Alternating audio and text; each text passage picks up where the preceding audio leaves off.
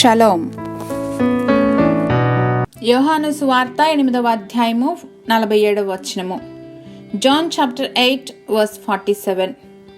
దేవుని సంబంధి అయిన వాడు దేవుని మాటలు వినును. Whoever belongs to God hears what God says. మనమేమి వింటున్నాం అనేది గమనించుకోవటం చాలా అవసరం. ఎందుకంటే విన్న వాటికి అనుగుణంగా మన మానసిక స్థితి మారుతుంది. ఒక్కోసారి చెడు వార్తలు విన్నప్పుడు చలించిపోయి కుదుటపడటానికి ఎంతో సమయం పడుతుంది. మన చుట్టూ ఉన్న ప్రపంచంలో నిత్యము ఎన్నో స్వరాలు వింటుంటాం. కొన్నిసార్లు అవి దేవుని స్వరాన్ని డామినేట్ చేసేంత శబ్దంతో మన చెవిలో పడుతుంటాయి.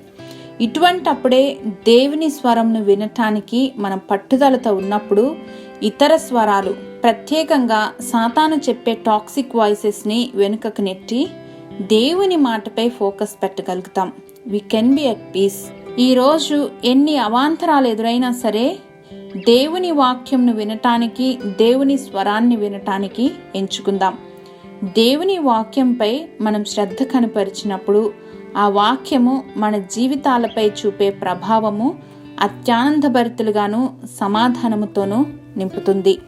దేవా, గొర్రెలు అతని స్వరం ఎరుగును గనుక అతనిని వెంబడించును అన్న మీ వాక్యమును స్వతంత్రించుకొనుచు ఉండగా సమృద్ధి అయిన జీవముతో మమ్మను నింపుచున్నందుకు యేసు నామములో కృతజ్ఞతలు చెల్లిస్తున్నాం మా తండ్రి. ఆమెన్.